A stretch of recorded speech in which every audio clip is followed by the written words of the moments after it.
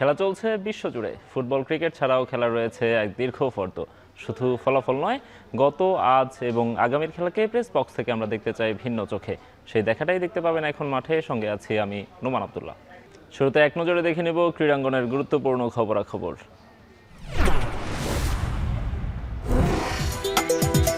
টি-20 বিশ্বকাপ ইস্যুতে বিসিবিকে সিদ্ধান্ত জানানোর জন্য এবার সময় বেঁধে দিল আইসিসি। ভারতীয় গণমাধ্যমের নিউজ অনুযায়ী আইসিসিকে 21 জানুয়ারির মধ্যে জানাতে হবে চূড়ান্ত সিদ্ধান্ত।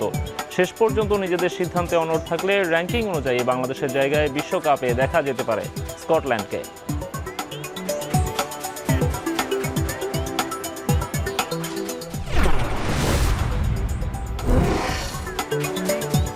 শেষ হলো বিপিএলের 30 ম্যাচের লিগ পর্ব। মিরপুর স্টেডিয়ামে শেষ ম্যাচে হয়েছে ঢাকা ক্যাপিটালস এবং চট্টগ্রাম রয়্যালসের লড়াই দিয়ে। একদিন বিরতি দিয়ে আবারও শুরু হবে প্লে অফের জমজমাট লড়াই। কাল প্রথম কোয়ালিফায়ারে সন্ধ্যা 6টায় চট্টগ্রাম রয়্যালসের বিপক্ষে মাঠে নামবে রাজশাহী ওয়ারিয়র্স। আর মিরপুরে দুপুরে এলিমিনেটরে লড়বে রংপুর রাইডার্স এবং সিলেট টাইটান্স।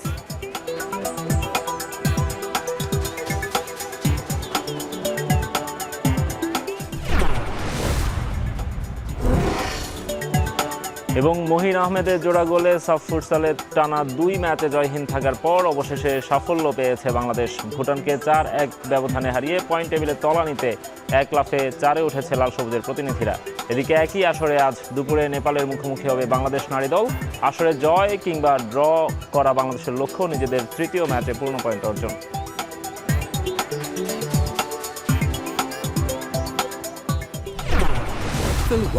দর্শক, দেখছিলাম ক্রীড়াঙ্গনের গুরুত্বপূর্ণ খবরাখবর। এখন মাঠে আজকে আমরা আলোচনা করব বাংলাদেশের বিশ্বকাপ টি-20 বিশ্বকাপ খেলা নিয়ে যে অনিশ্চয়তা তৈরি হয়েছে সেসব নিয়ে। আর আমাদের সঙ্গে কথা বলতে উপস্থিত আছেন সিনিয়র ক্রীড়া সাংবাদিক সেকান্দার আলী। সেকান্দার ভাই, আপনাকে স্বাগত জানাচ্ছি। ধন্যবাদ আপনাকে। সেকান্দার ভাই, আমরা যেটা দেখছিলাম বাংলাদেশের একটা ভালো অবস্থান ছিল। বাংলাদেশের বিশ্বকাপের যাত্রাটা কি ক্রমশ ফিকে হয়ে যাচ্ছে কিনা? আমরা দেখছি যে এক সপ্তাহের ব্যবধানে আইসিসির সঙ্গে 2টো মিটিং করেছে বিসিবি, কিন্তু এখন মনে হচ্ছে যে সেটি ফলপ্রসূ হয়নি। আপনার কি মনে হয়? ডেফিনেটলি ফলপ্রসূ হয়নি, কারণ বাংলাদেশের তার অবস্থানে অনড় যে ভারতে বিশ্বকাপ খেলতে যাবে না এবং পপুলার চয়েস শ্রীলঙ্কাতে খেলতে হবে। তো সেই জায়গায় হয়তো সমর্থনটা রয়েছে আংশিক, এখন হয়তো ভাগ হয়ে যাবে দেশের মানুষ। 2 ধরনের একটা সেন্টিমেন্ট আমরা হয়তো দেখতে পাবো, কেন খেলবে না আবার কেন খেলতে যাচ্ছে না। কিন্তু আলটিমেটলি বাংলাদেশের এই কূটনীতি সফল হবে না এই কারণ অন্য দলগুলো যারা থাকে, গ্রুপের দলগুলো, তারা বিরোধিতা করেছে বাংলাদেশের সঙ্গে যে খেলাগুলো রয়েছে সেটা ভারতেই তারা খেলবে। আর অপোনেন্ট আরেকটা গ্রুপ যেটা শ্রীলঙ্কায় খেলা রয়েছে, আপনার অস্ট্রেলিয়ার গ্রুপটা, সেই গ্রুপের থেকে আয়ারল্যান্ডকে যে সরিয়ে আনার একটা প্ল্যান ছিল এবং বাংলাদেশ যে জায়গাটায় ফিট হওয়ার জন্য বিসিবি থেকে প্রস্তাব দেওয়া হয়েছিল, সেই প্রস্তাবটাও কিন্তু অ্যাকসেপ্টেড হয়নি। কেন হয়নি? কারণ হচ্ছে আয়ারল্যান্ড অপোজ করেছে যে আমরা ভারতে খেলতে যাচ্ছি না এই মুহূর্তে, কারণ আমরা যে গ্রুপ রয়েছে এই মুহূর্তে গ্রুপ চেঞ্জ করতে রাজি নই। সেক্ষেত্রে বাংলাদেশ ক্রিকেটের কিন্তু ওখানেই বিশ্বকাপ খেলার, মানে শ্রীলঙ্কায় খেলার যে পথটা ছিল সেটা বন্ধ হয়ে গিয়েছে। এখন আপনি যদি আইসিসি জয় শাহ চায়, কারণ আইসিসি হলেন চেয়ারম্যান নির্ভর অনেকটাই, তো সেই ক্ষেত্রে যদি জয় শাহ চান যে জিম্বাবুয়ের জায়গায় কিংবা অন্য কোনো দলের জায়গায়, জিম্বাবুয়েই মেইন এই জায়গাটা যদি হয় সেটেল করতে চায় তাহলে পারবে। এটা হচ্ছে ওনাদের হাতেই যেহেতু সর্বময় ক্ষমতা ম্যাক্সিমাম ক্ষেত্রে, সেটা সম্ভব। কিন্তু সেই সম্ভাবনা বোধহয় 0 হয়ে এসেছে, কারণ ভারত যে নিরাপত্তার ব্যবস্থা সেটা প্রেজেন্ট করেছে বাংলাদেশের এখানে। আইসিসি ইন্টারন্যাশনাল লেভেলের থেকে যে সিকিউরিটি এটা অ্যাসেসমেন্ট থাকে, সেই অ্যাসেসমেন্টের প্রেজেন্টেশনটা হয়েছে, সেটা বাংলাদেশ তাতেও রাজি হয়নি। যেহেতু রাজি হয়নি, বিকল্প কি আছে আমি জানি না, তবে এই যে রাজি না হওয়া, এর ফলে বাংলাদেশের বিশ্বকাপ না খেলার সম্ভাবনা একেবারে 99% তৈরি হয়েছে। 1% রয়েছে, সেটা হয়তো জয় শাহের উপরে নির্ভর করবে। কিন্তু জয় শাহ, আপনি যেটা বলছেন, জয় শাহ চাইলে পারতেন। এবং বাংলাদেশ ক্রিকেট বিশ্বের বাংলাদেশের যে অবস্থানটা, বাংলাদেশ তো অনেক বড় স্টেক হোল্ডার, অবশ্যই ক্রিকেট খেলুড়ের দেশ তো খুব কম। তো সেখানে বাংলাদেশকে তারা যে কোনো মূল্যে রাখার চেষ্টা করতে পারতেন কিনা? যে কোনো মূল্যে রাখার চেষ্টাটা হচ্ছে, আপনি যদি ধরেন আপনার প্রতিবেশী রয়েছে এবং আপনি যে গ্রামে বাস করেন, সেই গ্রামে যদি আপনি সবার সমর্থন না পান, সেখানে কিন্তু বাস করা আপনার জন্য কঠিন হয়ে পড়বে, একঘরে হয়ে পড়বে না একটা সময়ে গিয়ে। তো সেই ক্ষেত্রে আপনার জন্য কিন্তু এই বাংলাদেশের অবস্থা কিন্তু সেই রকম হচ্ছে, কারণ আপনার জন্য সবার গ্রুপিং চেঞ্জ করা বা সবাইকে স্যাক্রিফাইস করতে হবে এরকম উদার তো পৃথিবীতে হয়নি। শুধুমাত্র বাংলাদেশের জন্য পুরো সবাই উদার হয়ে যাবে এবং সবকিছু চেঞ্জ করে ফেলবে, তারা সবকিছু মেনে নেবে তা তো কিন্তু নয়। বাংলাদেশ, সেকেন্দার ভাই, বাংলাদেশ যে কনসার্নগুলো জানিয়েছে নিরাপত্তা ইস্যুতে, আমরা এর আগে আইসিসি সিকিউরিটি টিমের একটা অবজারভেশন বা অ্যাসেসমেন্ট দেখেছিলাম। সো বাংলাদেশ যে কনসার্নগুলো জানিয়েছে সেগুলো তো লজিক্যাল ছিল। বাংলাদেশের সবকিছুই লজিক্যাল বিষয়টা হচ্ছে সেই লজিক্যালের জায়গায় তারা যেটা দেখাচ্ছে আইসিসি তো একটা প্রোটোকল থাকে, নিরাপত্তা সিকিউরিটি প্রোটোকল, সেই সিকিউরিটি প্রোটোকলের মধ্যে তারা দেখাচ্ছে যে এখানে বাংলাদেশ যে নিরাপত্তা পাবে সেই নিরাপত্তার ভেতরে থেকে তারা বিশ্বকাপ খেলার মতো অবস্থান রয়েছে। এবং যদি কলকাতার যে ম্যাচগুলো তারা এক্ষেত্রে সরিয়ে নেওয়ার জন্য প্রস্তুত, সেই কোন জায়গায় তাদের যেখানে অপেক্ষাকৃত বেশি নিরাপত্তা দেওয়া সম্ভব সেই সব জায়গায়, সেক্ষেত্রে কি হবে, বাংলাদেশকে হয়তো বায়োবাবলের মতো যে অবস্থাটা সিকিউরিটি টাইট পজিশনে থাকতে হবে, যেটা এর আগে পাকিস্তান কিংবা অন্য দলগুলোর ক্ষেত্রে, পাকিস্তানের ক্ষেত্রে ম্যাক্সিমাম সময় হয়েছে 2023 বা তারও আগে যে 16 সালে বিশ্বকাপ খেলতে গিয়েছিল ভারতে, সেই সব জায়গায়। এবার ধরেন স্বাগতিক যেহেতু দুটো দেশ রয়েছে, সেই কারণেই আসলে বাংলাদেশও এই জায়গা থেকে অবস্থান পরিবর্তন বা এই যে ভারতের বাইরে খেলার একটা সুযোগ চাচ্ছে, এই সুযোগটা দেওয়া যেত যদি ভারতের সঙ্গে দুই ধরনের হতে পারতো। একটা হচ্ছে সরাসরি আইসিসিকে প্রেশার দিয়ে আদায় করে নেওয়া, আইসিসি যেহেতু আপনার ভারতীয় ডমিনেশন এখানে রয়েছে সবচেয়ে বেশি, এবং আইসিসি এই জায়গায় এককভাবে কোনো কিছু করতে পারবে না। সেটা করতে হলে আপনার যে অস্ট্রেলিয়া, ইংল্যান্ড, নিউজিল্যান্ড কিংবা আদার্স নেশন রয়েছে ক্রিকেটেও, তাদের সবারই মতামত লাগবে, এবং সেই মতামতগুলো তারা কি বাংলাদেশের পক্ষে দেবে না ভারতের পক্ষে দেবে। আলটিমেটলি যারা 95% রেভিনিউ দেয়, অর্থাৎ আইসিসির যত ইনকাম হয় তার 90%-এর মতো আপনার রেভিনিউ আসে ভারতের ইকোনমি থেকে। কারণ হচ্ছে এখানে টেলিভিশন রাইটস, স্পন্সর সব কিছু মূলত এই ভারত বেসড। আপনি দেখে থাকবেন যে আমরা যদি দেখে থাকি এইসব কারণে ইনকামের একটা বড় ব্যাপার হয়ে গিয়েছে। তবে এই বিশ্বকাপ না খেললে বাংলাদেশের যেটা হবে, আর্থিক একটা বড় ক্ষতির সম্মুখীন হবে, আইসিসি আর্থিক ক্ষতির সম্মুখীন হবে, কারণ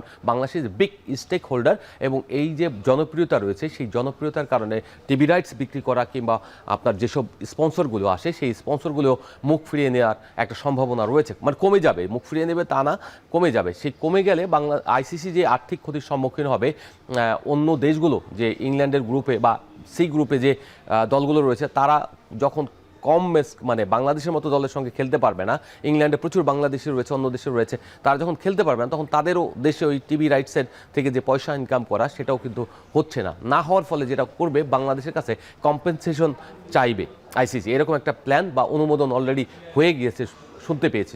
সেটা কম্পেনসেশনটা কেমন হবে, এটা হচ্ছে আপনার যে বাৎসরিক যে রেভিনিউটা দেয় বাংলাদেশ 20.4 মিলিয়ন, যেটা এই 20.4 মিলিয়ন থেকে আপনার হয়তো একটা বিরাট অংশ কেটে রাখা হবে, যে বলবে যে এটা কি বাংলাদেশের উপর একটা ইনজাস্টিস হয়ে যাচ্ছে কিনা? একটা হচ্ছে যে বাংলাদেশকে আপনি বিশ্বকাপে খেলতে দিচ্ছেন না, আরেকটা হচ্ছে বাংলাদেশের কাছে আপনি উল্টো কম্পেনসেশন চাচ্ছেন, হোয়ারএজ বাংলাদেশের কাছে সবগুলো লজিক্যাল গ্রাউন্ড আছে বাংলাদেশের ভারতে খেলতে না যাওয়ার। দুই দিক দিকেই রয়েছে। একটা হলো আইসিসির লজিক্যাল রয়েছে, অবস্থান রয়েছে, ইন্ডিয়া যারা স্বাগতিক তাদেরও লজিক্যাল রয়েছে, আবার বাংলাদেশের কাছে 100% লজিক্যাল জায়গা রয়েছে। 100%, আমি 100% এই কারণে বলছি যে বাংলাদেশ দাবি করতেই পারে 100% যে আমি যাব না। যেমন 1996 সালে শ্রীলঙ্কাতে যায়নি অস্ট্রেলিয়া, নিউজিল্যান্ড, ওয়েস্ট ইন্ডিজ, যে কারণে তাদের কিন্তু পয়েন্ট মানে ওয়াক ওভার গেছে। ওয়াক ওভার গেলে যেটা হয়, অপোনেন্ট দল যারা থাকেন ওখানে, স্বাগতিক হোক বা যেই দল হোক, তারা ওয়াক ওভার পান।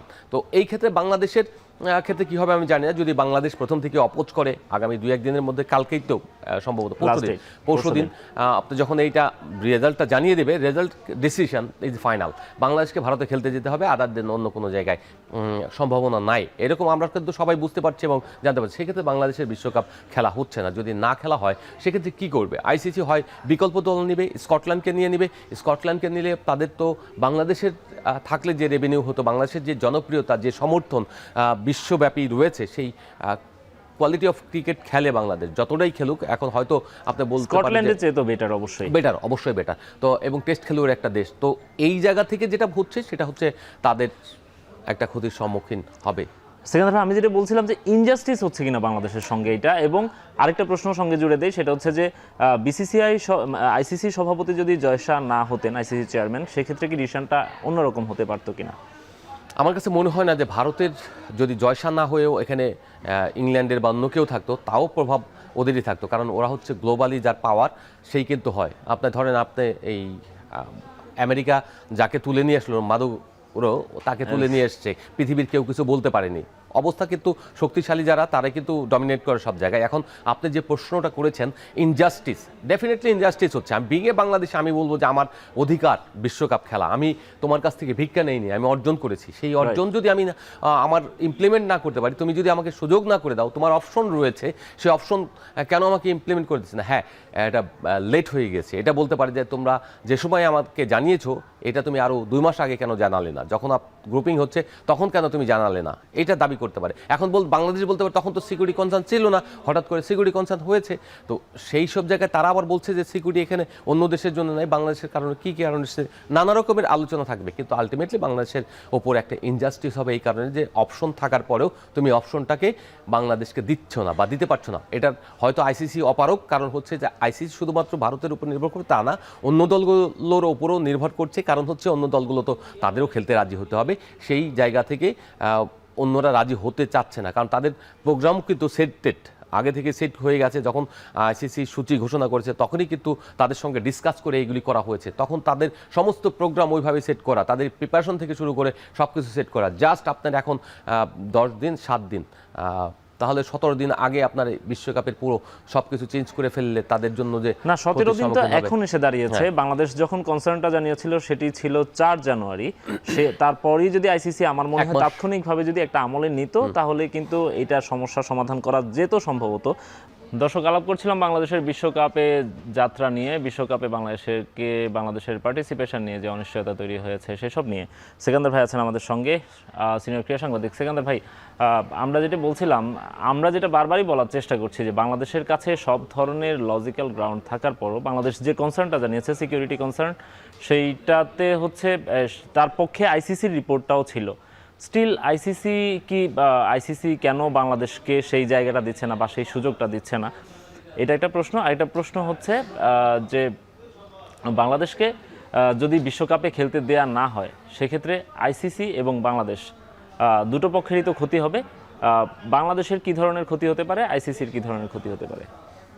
আইসিসির ক্ষতি হবে আর্থিকভাবে, আর বাংলাদেশের ক্ষতি হবে আপনার আর্থিক এবং ক্রিকেটও। মানে আমি জানতে চাচ্ছি বাংলাদেশের ক্রিকেটের ভবিষ্যৎটা কি সেক্ষেত্রে আর কি। বাংলাদেশের ক্রিকেটের ভবিষ্যৎ যেটা হচ্ছে সেটা হচ্ছে বাংলাদেশ ক্রিকেট বিশ্বকাপে খেলবে পরবর্তীতে, সেটা হচ্ছে কোয়ালিফাই দিয়ে আপনাকে যেতে হবে পরবর্তী বিশ্বকাপে। কিন্তু সেটা তার চেয়ে বড় ব্যাপার যেটা হচ্ছে বাংলাদেশকে একটা শত্রু দেশ হিসেবে গণ্য হয়ে যেতে পারে অনেকের কাছে, এবং পরবর্তীতে যেসব দেশ আছে, এইটা তো কূটনীতি চলে, কূটনীতির মধ্যে দিয়ে ধরেন নেক্সটে মার্চে হয়তো পাকিস্তান খেলতে আসলো, এপ্রিলে টেস্ট খেলতে এলো, কিংবা ওয়েস্ট ইন্ডিজ এখানে বিশ্বকাপ টেস্ট চ্যাম্পিয়নশিপের যেহেতু সিরিজ রয়েছে এখানে রয়েছে, অন্য যেসব দেশ রয়েছে সেসব দেশ যদি একটু বিগড়ে বসে তাহলে বাংলাদেশের সঙ্গে অনেক সিরিজগুলো ডিলে করবে। সেই ডিলে করার অর্থ হচ্ছে বাংলাদেশের জন্য কিছুটা অনেকটাই মানে ক্রিকেটীয় ক্ষতির জায়গায় পৌঁছে যাবে।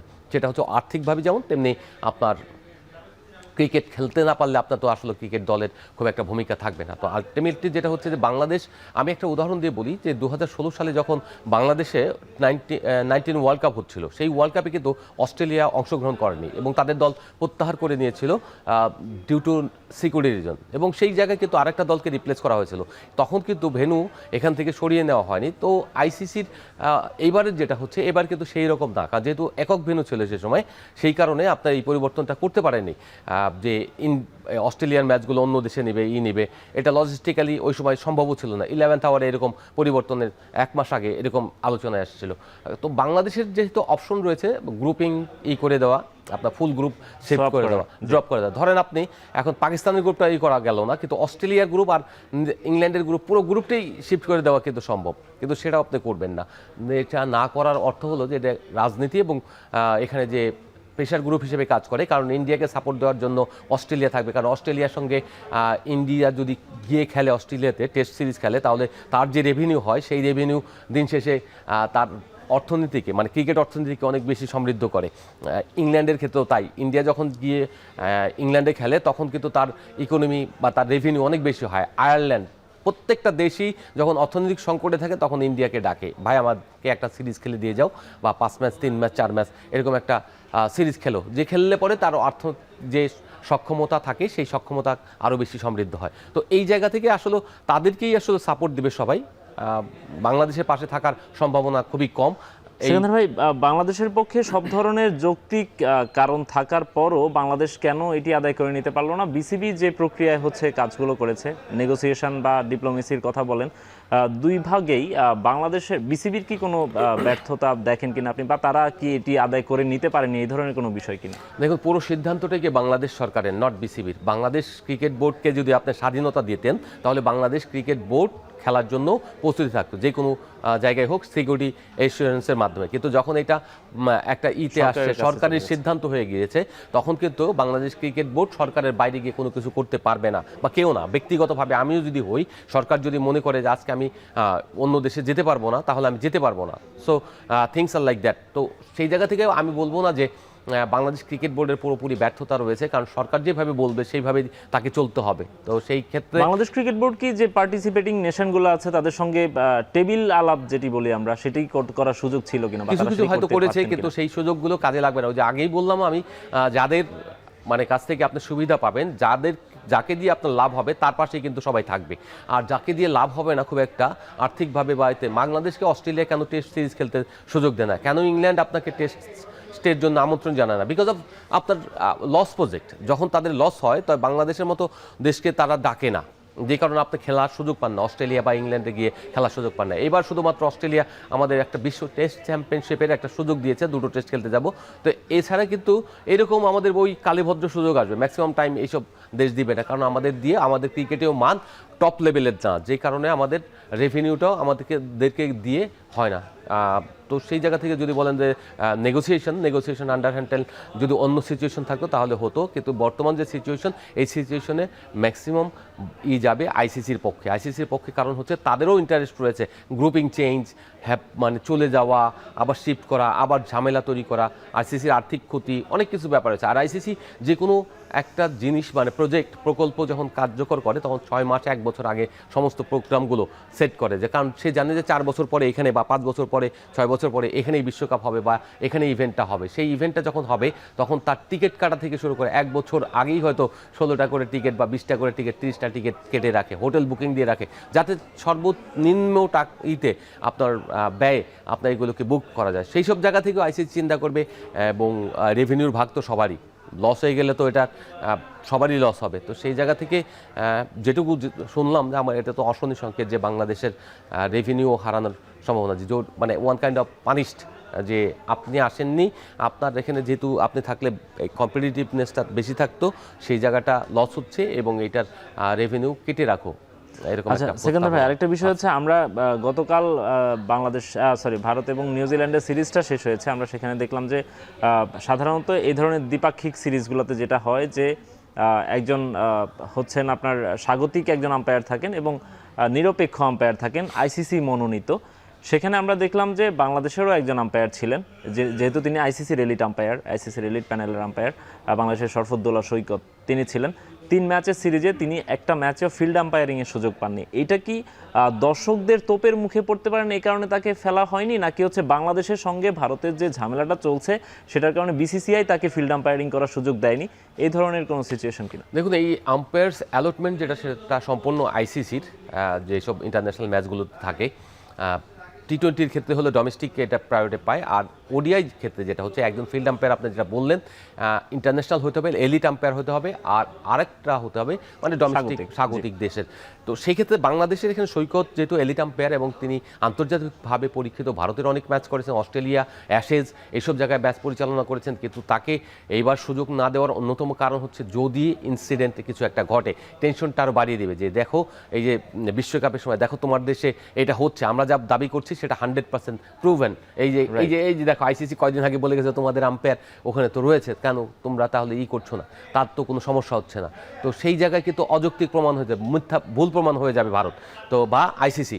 সেই জন্য আমার ধারণা যে সৈকতকে ফিল্ড আম্পায়ার হিসেবে দেয়নি, তাকে টিভি আম্পায়ার রাখা হয়েছে। নর্মালি যে 2জন এলিট আম্পায়ার যেহেতু ছিল, ওখানে অ্যাসাইন করা ছিল, 3 ম্যাচে শিফট করে হয় 2টা বা 1টা এরকম করে দিতে পারতো। সেটা না দেওয়ার অর্থ হলো আপনি ঝুঁকিটা নিতে চায়নি বা তাদের ওখানে তোপের মুখে পড়ার যে সম্ভাবনা, বাংলাদেশিদের উপর যে তাদের দর্শকরা বিরূপ আচরণ করবেন, বিরূপ মন্তব্য করবেন, খারাপ আচরণ করবেন, সেইটা যাতে প্রকাশ্যে না আসে বা বাংলাদেশে এটার সুযোগটা না নিতে পারে, সেই কারণে আমার ধারণা আইসিসিকে অনুরোধ করে তারা এটা অফ রেখেছে। যদি তারা এটা করতে পারে সেক্ষেত্রে তো বাংলাদেশের গ্রাউন্ডটা আরো শক্তিশালী হয়, যে আপনি আমার একটা আম্পায়ারকে ফিল্ডে নামার সুযোগ দিতে পারছেন না, বাংলাদেশের 11টা ক্রিকেটার কিভাবে মাঠে নেমে খেলবে?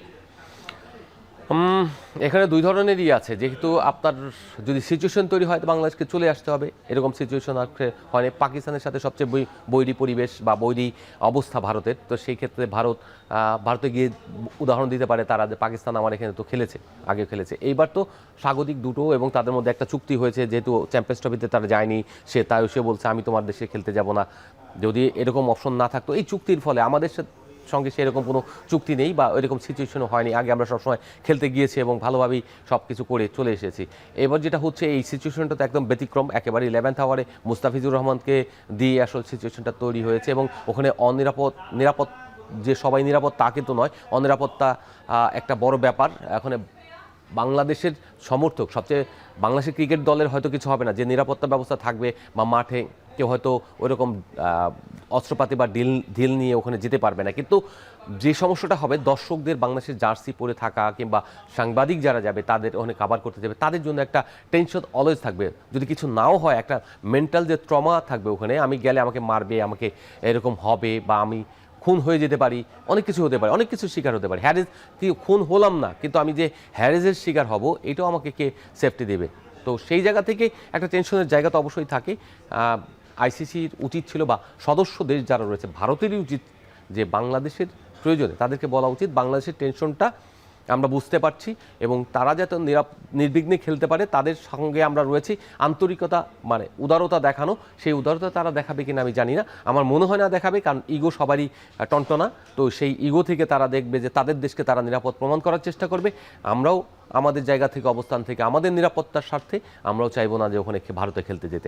এখন আইসিসি যদি দেয় আমাদের সুযোগ তাহলে ভালো, আর না দিলে আমরা বয়কট করা ছাড়া আমাদের কিছু করার নেই। আইসিসি আমাদেরকে বাদ দেবে, আমরা বয়কট না, আমরা বিশ্বকাপ খেলতে চাই, আইসিসি আমাকে বাদ দিয়ে দেখ যে ভাই তুমি এখানে বলবে, যে এরকম বলবে তুমি খেললে খেলো, না খেললে না খেলো। তো সেক্ষেত্রে আমাদের তো আসলে নিরাপত্তার উপরে কিছু হয় না, দেশের উপরে কিছু হয় না। এক্স্যাক্টলি, আপনি দর্শক এবং সাংবাদিকদের, গণমাধ্যম কর্মীদের কথা যেটি বলছিলেন সেটি ঠিক আছে। আমার কাছে মনে হয় যে ক্রিকেটারদেরও এই ধরনের একটা মেন্টাল ট্রমার মধ্যে থেকে, একটা বায়ো বাবলের মধ্যে থেকে, একটা সবসময় একটা নিরাপত্তার চাদরের মধ্যে থেকে তাদের জন্য মাঠে পারফর্ম করা নিশ্চয়ই অনেক কঠিন হয়ে যাবে। সেকেন্ড হাফে আমরা আলাপ করছিলাম যে বাংলাদেশের বিশ্বকাপ নিয়ে। বিশ্বকাপে বাংলাদেশে যাওয়া না যাওয়া সিদ্ধান্ত তো বোর্ডের হাতে, আইসিসির হাতে, বা তারা আলোচনা করছেন। জাতীয় দলের যারা ক্রিকেটার আছেন তাদেরকে তো তাদের মতো করে প্রিপারেশন রাখতে হবে, তারা প্রিপেয়ার্ড হচ্ছেন, তারা খেলছেন বিপিএলে। এর মধ্যে আমরা দেখতে পাচ্ছি যে যারা বাংলাদেশের ওপেনাররা যারা আছেন, সাইফ হাসান, তানজিদ তামিম এবং পারভেজ ইমনকেও আমরা ওপেনিংয়ে দেখেছি সবসময়। এই তিনজনকে বেশ রোটেশন করা হচ্ছে এবং আমরা দেখেছি যে পুরো থ্রু আউট দ্য বিপিএল এখন পর্যন্ত সাইফ হাসান গতকালকে একটা সুন্দর ইনিংস খেলেছেন, তার আগ পর্যন্ত তার হাতে ব্যাটে আমরা সেভাবে রান দেখিনি। তানজিদ তামিমকেও আমরা রান খরায় ভুগতে দেখেছি। পারভেজ ইমনকে আমরা দেখছি যে 3-4 নাম্বারে ব্যাট করছেন এবং সেখানে তিনি সাকসেস পাচ্ছেন। ওভারঅল বাংলাদেশের টিমটা, যে ন্যাশনাল টিমটা আছে, বিপিএলে তাদের পারফরমেন্স কেমন দেখলেন? বিশেষ করে ওপেনিং স্লটটা নিয়ে একটু কথা বলবেন। এই ওপেনারদেরকে আপনি কিভাবে জাজ করবেন? এখন যেটা দেখছি আমরা সেটা হচ্ছে ওপেনিংয়ে আমরা ভালো করছি না একেবারে। তানজিদ তামিম থেকে শুরু করে আপনার যদি পারভেজ হোসেন ইমন ও 4 নম্বরে খেলছে, কিন্তু আপনার সাইফের কথা যদি চিন্তা করেন তিনি একেবারেই পারফর্ম করতে পারেননি। যদিও সাইফ সংবাদ সম্মেলনে এসে একটা অভিযোগ করেছেন যে তাকে বেশি সময়ের মধ্যে ঢুকিয়ে দিয়েছিলেন যারা অ্যান্টি করাপশনের, ডোমেস্টিক বিসিবির অ্যান্টি করাপশন যারা রয়েছেন, এখানে যে যাদেরকে নিয়োগ দেওয়া হয়েছে ইন্টিগ্রিটি টিম, আইসিসি থেকে যারা এসছেন তারা কিন্তু অতটা যন্ত্রণা দেন না, কিন্তু বাংলাদেশের যারা দুজনকে নিয়োগ দেওয়া হয়েছে, যারা সাবেক কর্মকর্তা, তো তারা আসলেও জিনিসটা কতটুকু বোঝেন আমি জানি না, তারা কিন্তু পুরো জিনিস প্রক্রিয়াটাকে গুলিয়ে দিয়েছেন এবং ক্রিকেটের যেখানে প্রোটেকশন করার জন্য আনা হয়েছে সেই প্রোটেকশনের জায়গায় ক্রিকেটারদের ধ্বংস করার জন্য, মানে ভালো ক্রিকেটার যারা ভালো এবং ফ্রেশ তাদেরকেও কিন্তু ধ্বংস করার জন্য সমস্ত পথ তৈরি করে দিয়েছেন। এইটা বাংলাদেশ ক্রিকেট বোর্ডের সবচেয়ে বড় ব্যর্থতা হিসেবে, এবং এর জন্য বাংলাদেশ ক্রিকেটকে খেসারত দিতে হবে। এমনিতেই রয়েছেন ইন্টারন্যাশনাল চাপে, আবার যেগুলি আপনার এসি হিসেবে নিয়োগ দিয়েছেন তারা আসলেও আপনার জানেই না যে তাদের ফাংশনটা কোন লেভেল থেকে হবে এবং কিভাবে। একটা প্লেয়ারকে আপনি ড্রেসিং রুম দিয়ে বললেন তুমি শূন্য করে আউট হয়েছো, তোমার বিরুদ্ধে বা তোমাকে নিয়ে সন্দেহ হচ্ছে, এরকম কথা তো বলতে পারেন না। আপনার প্রমাণ নিয়ে এসে হাজির হতে হবে। কিন্তু আপনি যখন এরকম কথা বলেন তখন তার মানে হচ্ছে আপনি গেম অফ ক্রিকেট, বাংলাদেশের ক্রিকেট এবং ক্রিকেটারদেরকে ধ্বংস করার জন্য আপনি নিয়োগ দিয়েছেন। বাংলাদেশের ক্রিকেটের যারা রয়েছেন, আমি আমিনুল ইসলাম বুলবুলকে বলবো, আপনি যাদেরকে এইভাবে ডিপ্লয় করেছেন তার মানে ক্রিকেটারদেরকে ধ্বংস করার জন্য এই কাজটা করেছেন। এক, দ্বিতীয়ত হচ্ছে আপনি যেটা বললেন পারফর্মার, টপ অর্ডারে একেবারেই পারফর্ম করছে না, এটা বাংলাদেশের জন্য অত্যন্ত দুশ্চিন্তার কারণ। যদি বিশ্বকাপ বাংলাদেশ খেলে তাহলে কিন্তু সেই জায়গায় আপনার বড় একটা ধাক্কা লাগবে। আমরা দেখেছি 2023 সালের বিশ্বকাপে কিন্তু আমরা টপ অর্ডারে পারফর্ম করিনি, যার ফলে আমরা বিশ্বকাপে ভালো করতে পারিনি। একইভাবে যদি আমরা চিন্তা করি এখানে হৃদয়ের কথা যেটা বললেন, হৃদয় আপনার ওপেনিংয়ে আসার পরে কিন্তু পারফর্ম করছে, এর মিডল অর্ডারে কিন্তু সে খুব একটা পারফর্ম করছিল না, একটা মাত্র ইনিংস ছিল, কিন্তু যখন টপ অর্ডারে এলো তিনি তখন অনেক পারফর্ম করছেন। কিন্তু বিশ্বকাপ কম্বিনেশন যখন যাবেন আপনি, তখন কি তার টপ অর্ডার জায়গা থাকবে? নিশ্চয়ই না। যদি থাকে, এখন কম্বিনেশনের কারণে অনেক সময় হয় কি টি-20 গেমে অনেক সময় মিডল অর্ডারে যারা থাকে তাদেরকে টপ অর্ডারে নিয়ে আসে, যদি তাকে দিয়ে সাফল্য, যেমন সাইফও একসময় মিডল অর্ডারে খেলতে তাকে টপ অর্ডারে নিয়ে আসা হয়েছে। এই অদল বদলগুলো করে হয়তো আপনার একটা ব্যালেন্স করার চেষ্টা করবে। এটা ভালো যে রানে রয়েছে, সবচেয়ে ভালো দিক এই হৃদয়ে। আমার কাছে মনে হয় সিকান্দার ভাই, যখন রংপুর রাইডার্সের ক্যাপ্টেন এখন লিটন দাস, এবং আমরা যতটুকু জেনেছি যে লিটন দাস তাকে নিয়ে ওপেনিং করানোর একটা প্ল্যান করছেন। আমরা একটু দেখতে চাইবো যে তাওহিদ হৃদয় কোন পজিশনে কেমন পারফর্ম করছেন। এখন পর্যন্ত ওপেনিংয়ে নেমে তিনি 4 ম্যাচে 272 রান করেছেন, যেটি আপনিও বলছিলেন যে 4 ম্যাচের মধ্যে 3টিতেই তিনি 50+ ইনিংস খেলেছেন। একটা 97, গতকালকে সেঞ্চুরি করলেন, তার আগে আরেকটা তিনি 60+ ইনিংস খেলেছেন। একটা মাত্র ইনিংসে তিনি ব্যর্থ হয়েছেন, এবং এইখানে তার স্ট্রাইক রেটটাও একেবারে চক্ষু চানাবড়া হওয়ার মতো, আমরা যেটা বলি ছানাবড়া। আমরা অন্যান্য পজিশনগুলোতে তাকে যেখানে দেখেছি যে সেখানে তিনি শুরু করেছিলেন হচ্ছে তার যে স্বভাবজাত যে পজিশনটা ছিল 4 নাম্বার পজিশন, সেখানে তিনি খেলেছিলেন। 1 রাউন্ডে তিনি 4টা ম্যাচ খেলেছেন, সেখানে ব্যর্থ হয়েছেন, একটা মাত্র 50 পেয়েছেন, কিন্তু এখানে স্ট্রাইক রেটটা খুবই লো, টি-20 মানের নয়। একই সঙ্গে 4 নাম্বার পজিশন, যেটাতে তিনি জাতীয় দলে সবসময় খেলে থাকেন, সেই পজিশনে তিনি 2টো ম্যাচ খেলেছেন রংপুরের হয়ে, সেখানেও তিনি ব্যর্থ হয়েছেন। একটা গোল্ডেন ডাকও আছে তার সেখানে, 17 রান এসছে আরেকটা ম্যাচে। স্ট্রাইক রেটটাও একেবারেই চোখে লাগার মতো, দৃষ্টিকটু একটা ব্যাপার। তো তাওহিদ হৃদয়কে কি আপনি ন্যাশনাল টিমেও ওপেনিং পজিশনে দেখতে চান কিনা, বা দেখার সুযোগ আছে কিনা? যেহেতু তার ন্যাশনাল টিমের ক্যাপ্টেনও, কিন্তু তার দলেরও ক্যাপ্টেন। ডেফিনেটলি যদি তাকে ওপেনিং স্লটে নিয়ে আসা হয়, যেহেতু আপনার সাইফ এখন অফ ফর্মে রয়েছে, তাই আমি মনে করবো, এবং তানজিদ তামিমও অফ ফর্মে রয়েছেন, খুব একটা ভালো করছেন না, তো না করার ফলে যেটা হচ্ছে সেখানে একজন যদি পারফর্মার ওপেনার রাখেন তাহলে খুব ভালো হয়। আমি আশা করব যে যদি বিশ্বকাপ বাংলাদেশ খেলে বা সুযোগ পায় শ্রীলঙ্কা গিয়ে, তাহলে যেটা থাকবে ওপেনিং স্লটের তাওহিদ হৃদয়কে একটা জায়গা করে দেবেন লিটন কুমার দাস এবং তার যা কোচিং প্যানেল রয়েছেন তারা। কেননা তিনি স্ট্রোক খেলতে ভালোবাসেন, এবং যখন খেলেন দেখবেন গতকাল যে সেঞ্চুরিটা হয়েছে, হয়তো বোলিংটা ভালো ছিল না, নোয়াখালীর যে বোলিং একেবারে মাদুল বোলিং করেছে, যে বোলিংয়ের বিপক্ষে যে কেউ খেলতে পারে, আপনার পান্তাবাতের মতো করে খেলতে পারেন। তো সেই জায়গায় হচ্ছে যে উনি 14টা বাউন্ডারি মারছে, মারতে পারাটা তো একটা ক্যাপাবিলিটি, সবাই তো মারতে পারে না, তিনি মেরেছেন, এই সক্ষমতা তার রয়েছে। এবং যে কারণে আমি মনে করি, যেহেতু আপনি স্ট্রাইক রেটটা দেখলেন এবং তার ওই ওপেনিংয়ে যেসব বোলার থাকে সেই সব বোলারকে তিনি মারতে পারেন, তার ওই কনফিডেন্স রয়েছে, এবং তার প্ল্যানটাও ওই ওপেনিং এবং নতুন বলে তাকে খুব সাবলীল মনে হয়েছে সিকান্দার ভাই, যেটা আমরা হচ্ছে পুরনো বলে তাকে খুব কম দেখি। আরেকটা ব্যাপার হচ্ছে তাওহিদ হৃদয়কে আমার মনে হয়, আমার কাছে ব্যক্তিগতভাবে মনে হয় স্পিনের বিরুদ্ধে তিনি কিছুটা শেকি, নতুন বলে মনে হয় তিনি বেশ সাবলীলভাবে ব্যাট চালাতে পারেন। কারেক্ট। এইসব জায়গায় যেটা হচ্ছে যে সে তার যেহেতু শর্ট খেলার একটা প্রবণতা রয়েছে এবং সব দিকে তিনি মোটামুটি খেলতে পারেন, তো সেই জায়গাটা থেকে যদি আমি বলি যে টপ অর্ডারে তখন পেস বোলার থাকে, পেস বোলিংটা তিনি একটু ফেস করতে ভালোবাসেন। তো এই যে তার যে একটা মেন্টাল সেট আপের কথা বলেছেন গতকালকে, যে যতক্ষণ থাকি ততক্ষণ যেন এটাকে ক্যারি করে ইনিংসটা বড় করতে পারে, এই যে মেন্টালিটি, সেই জন্য তিনি যে কৌশলগুলি নিয়েছেন, গ্যাপ শট থেকে শুরু করে অনেকগুলি শট খেলতে পারেন, গ্রাউন্ড শট বেশি খেলেছেন, এটা একটা ভালো দিক। ওভার হেড শট যেটা আমরা বলি যে 6 মারার জন্য, এই 6 যদি আপনার সবসময় মারতে হবে, এই মারতে গিয়ে আউট হওয়ার চেয়ে আপনি যদি গ্রাউন্ডে গ্যাপ শট দিয়ে বাউন্ডারিতে পাঠাতে পারেন বল, সেটা আপনার জন্য মোর বেনিফিটের এবং ঝুঁকি কম থাকবে। তো তাওহিদ হৃদয়ের এই জায়গাটা তার জন্য এখন আপাতত ফিট সবচেয়ে ভালো, যেহেতু আপনার সাইফ অফ ফর্মে রয়েছেন, তাকে রিজার্ভে রাখেন, পারভেজ হোসেন ইমন তাকে 4 নম্বরে রাখেন, তানজিদ তামিম সে আপনার কামব্যাক করবে, যখন আপনি জাতীয় দলে আসবেন তখনই দেখবেন যে কামব্যাক করে ফেলবেন। এবং কামব্যাক করার অর্থ হলো যে দুজনের মধ্যে যে কোনো একজন হয়তো একদিন খেলে দেবেন, পরের দিন হয়তো আরেকজন খেলবেন, যেদিন দুজনে মিলেই রান করবেন, একটা বড় জুটি করবেন, সেদিন মনে করেন বাংলাদেশের দিন হয়ে যাবে। এবং পসিবিলিটি অনেক রয়েছে, যেহেতু অন্য ব্যাটাররাও খুব একটা ছন্দে নেই জাতীয় দলে যারা রয়েছেন, একেবারেই নেই বলা চলে। তো সেই জায়গা থেকে বলা যায় যে যারা ছন্দে আছেন তাদেরকে ফিট জায়গায় ফিট করা উত্তম। ইমনকে নিয়ে বলছিলেন, ইমনকে আমরা 4 নম্বরে দেখেছি এবং 4 নম্বরে তিনি সাকসেসফুল হয়েছেন। যদিও আমরা ন্যাশনাল টিমে তাকে 4 নম্বরে একটা ম্যাচই খেলতে দেখেছিলাম, সেখানে তিনি যদিও খুব বেশি বড় করতে পারেন, 30+ ইনিংস ছিল মনে হয়। তো ইমনকে কি আপনি ওই পজিশনটায় দেখতে চান কিনা?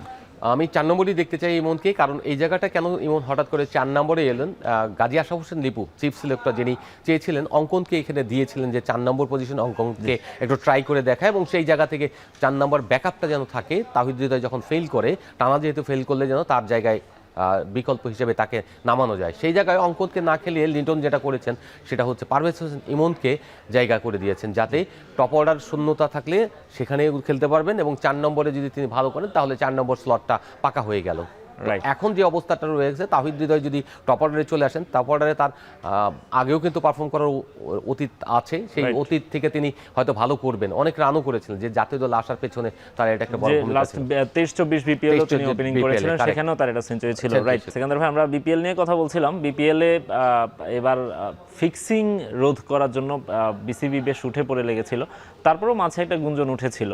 আপনি একেবারে মানে তাদের সঙ্গে, একটা দলের সঙ্গে আপনি কাজ করেছেন, যে অভিযোগগুলো উঠেছিল তার সত্যতা কতটুকু?